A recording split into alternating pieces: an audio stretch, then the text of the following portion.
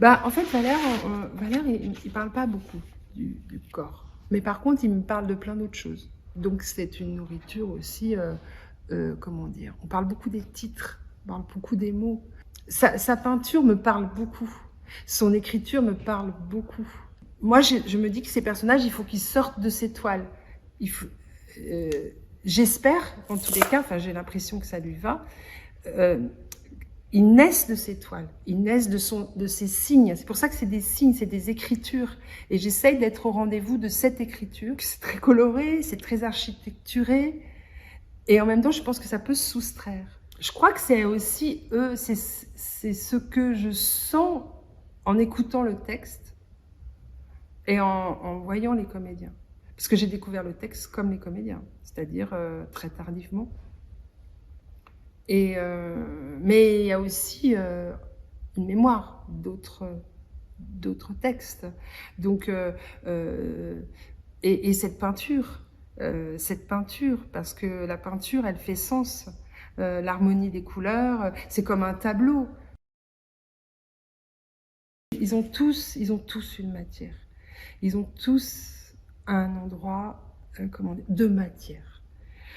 Quand je vois Claire, j'ai choisi cette matière qui est le velours, parce qu'elle naît des pendrillons du théâtre. Ça, c'est important pour moi, pour le costume. C'est le sol du décor. Moi, je suis scénographe costumière. Donc, j'ai un rapport au corps comme une architecture, et pas toujours comme du vêtement.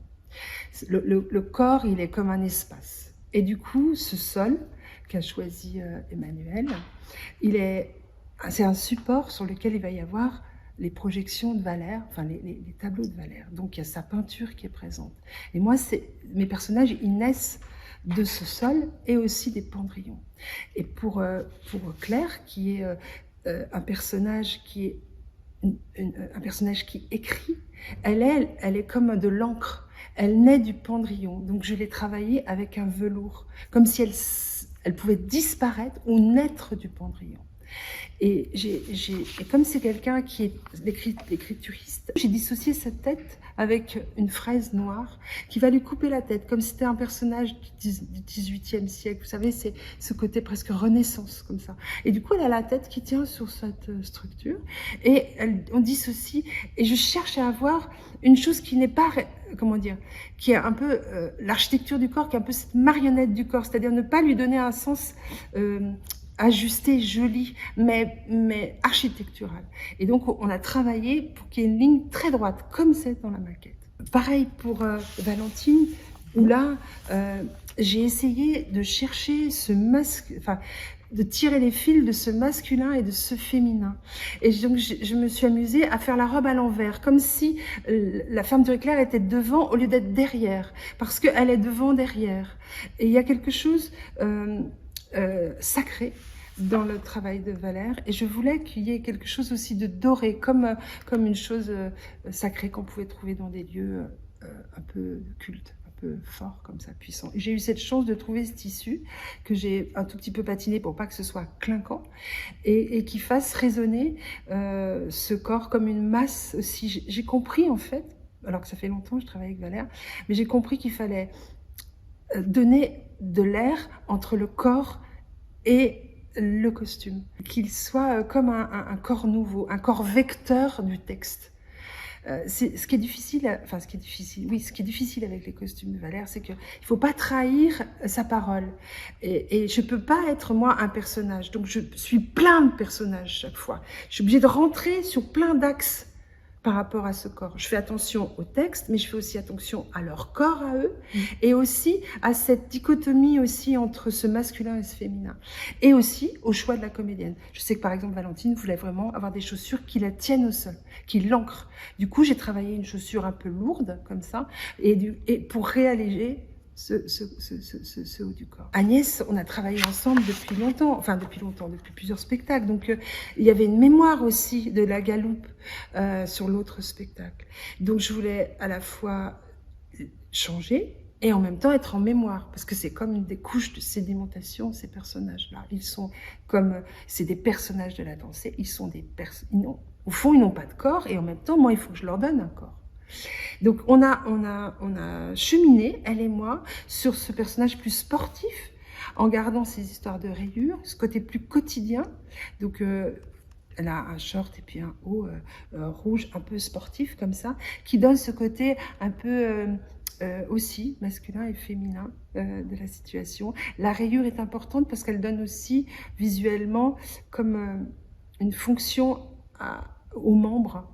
Et des fois, c'est assez étrange. Je vois par exemple, on vient de terminer le costume de René, qui est, parce que j'essaye aussi de travailler sur les gens, les multiples fonctions qu'on a dans le texte. C'est-à-dire qu'il y a plein de métiers dans ce texte-là, il y a plein de personnages du quotidien. Et donc, il faut leur donner aussi ces axes-là. Et par exemple, René, j'ai travaillé sur un pantalon de pêcheur et en même temps, il a quelque chose de très très élégant avec les lignes qui suivent son corps. Et c'est aussi une mémoire de Doumé, qui lui, Doumé, était aussi avec des rayures comme ça. Et là, j'ai donc j'ai eu cette chance de trouver un latex qui peut faire comme si c'était un pantalon de pêcheur, mais en même temps qui est plus souple et qui nous permet d'avoir un visuel plus agréable. Paco, pour moi, c'est le joueur de flûte de Manet. Donc, je lui ai retiré ça parce que c'est le côté trop militaire.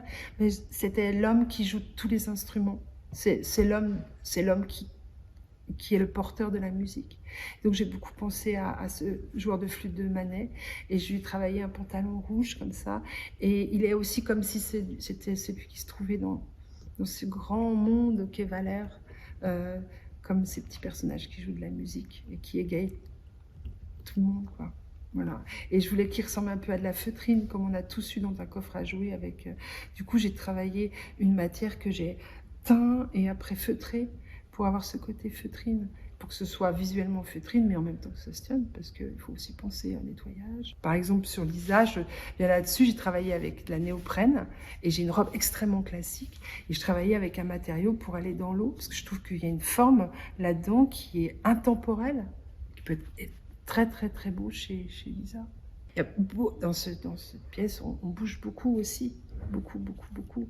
Et puis, il y a des choses qui sentent. Par exemple, les anciens, chez Valère, c'était aussi difficile de ça, parce qu'ils ont une connaissance assez aiguisée, assez fine. Je vois Valérie, il y a des choses qu'elle sait sur son personnage, sur son corps. Et en même temps, j'avais aussi envie d'aller l'amener plus loin. Donc, ce petit côté personnage mécano, voilà, on en a discuté, on a évolué ensemble. Nicolas aussi, j'ai aussi beaucoup travaillé avec son regard à lui, même si on était un peu en désaccord, mais au final, on s'y retrouve. Parce que là, la maquette, elle restitue pas très bien ce que je veux faire, mais ce grand pantalon zouave qui fait penser un peu à Charlot, et ce côté bonhomme qui le tient jusqu'à avoir un passé avec ce col qui casse, on a trouvé ensemble comment on allait déchirer la manche. Et parce qu'il y a une force, une violence dans ces deux bras qui peut être très intéressant et qui tout d'un coup peut refaire tout basculer. Mais ça, on l'a trouvé ensemble.